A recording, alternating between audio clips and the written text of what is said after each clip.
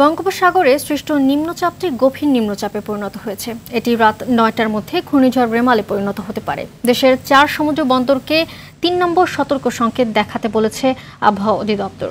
ঘূর্ণিঝড়ের সময় ১০ ফুট উঁচু জলোচ্ছ্বাস হতে পারে। সাগরে থাকা সব মাছ ধরার নৌকা ও ট্রলারকে দ্রুত নিরাপদ স্থানে যাওয়ার নির্দেশ দিয়েছে আবহাওয়া অধিদপ্তর। দুর্যোগ সামাল দিতে সাইক্লোন শেল্টার প্রস্তুত, খাবার মজুদ সহ সব প্রস্তুতি নিয়েছে দুর্যোগ ব্যবস্থাপনা ও ত্রাণ মন্ত্রণালয়।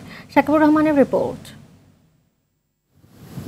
গভীর নিম্নচাপের প্রভাবে উত্তাল হয়ে উঠেছে সাগর। চট্টগ্রামে শুরু হয়েছে বৃষ্টি। উপকূল জুড়ে গুমোট আবহাওয়া বিরাজ করছে, আকাশে জমেছে কালো মেঘ। সাধারণ মানুষকে সতর্ক করতে মাঠে নেমেছে প্রশাসন।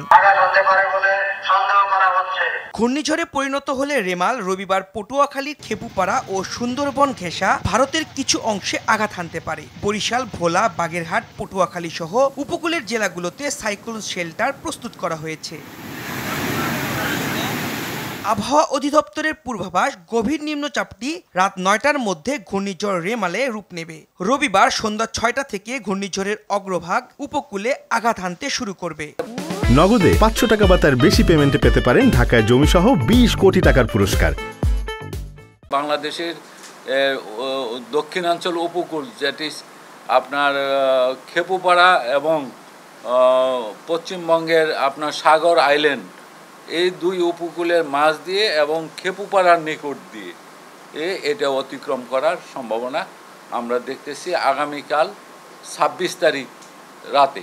পূর্ণিমার প্রভাব আর জোয়ারের সময় ঘূর্ণিঝড় আসলে উপকূলে ৭ থেকে ১০ ফুট উঁচু জলোচ্ছ্বাসের শঙ্কা রয়েছে। সারা দেশে প্রবল বৃষ্টিপাত হতে পারে। কেবল চট্টগ্রামে ৩০০ মিলিমিটার বৃষ্টির পূর্বাভাস রয়েছে। এতে পাহাড় ধস হতে পারে। নর্মাল টাইপ থেকে ২ মিটার জলোচ্ছ্বাস, ২ মিটার দ্যাট ইজ ৭ ফিট পর্যন্ত হতে পারে। আর সেটা যদি বাটার সময় হয় তাহলে হয়তো দেখা যাবে কমে এটা ৫ ফিট, ৪ থেকে ৩ থেকে ৫ ফিট এরকম হতে পারে। সারা দেশেই বৃষ্টি হবে এবং ভারী থেকে অতি ভারী বর্ষণ। কোথাও কোথাও আপনার ২৪ ঘন্টায় ৩০০ মিলিমিটার পর্যন্ত বৃষ্টিপাত হওয়ার সম্ভাবনা আছে।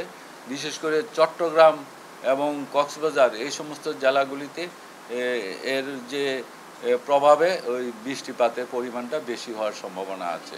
রেমালের দুর্যোগ মোকাবেলায় সচিবালয়ে জরুরি সভা করেছে দুর্যোগ ও ত্রাণ মন্ত্রণালয়। উপকূলে সব জেলাকে প্রস্তুতি নেওয়ার নির্দেশ দেওয়া হয়েছে। পর্যাপ্ত খাবার, ওষুধ ও পানি বিশুদ্ধীকরণ ট্যাবলেট মজুত রাখা হয়েছে। ৪,০০০ আশ্রয়কেন্দ্র আমাদের উপকূলীয় আছে, সেগুলি আমরা প্রস্তুত রেখেছি এবং খাদ্যর জন্য যে আমাদের প্রত্যেকটা জেলায় যে পর্যাপ্ত খাদ্য গুদামে আমাদের টিন, আমাদের শুকনো খাবার, যে সমস্ত জিনিস আমাদের দরকার হবে সেগুলি আমরা মজুত রেখেছি এবং ভবিষ্যতে আরও প্রয়োজনীয় জন্য আমরা ঢাকা থেকে যাতে আমাদের সাপ্লাই দিতে পারি সেগুলির জন্য আমরা প্রস্তুতি নিয়ে রেখেছি। দুর্যোগের ক্ষতি কমাতে উপকূলের বাসিন্দাদের নিরাপদ স্থানে সরে যাওয়ার আহ্বান সবার। শাকিবুর রহমান, RTV, ঢাকা।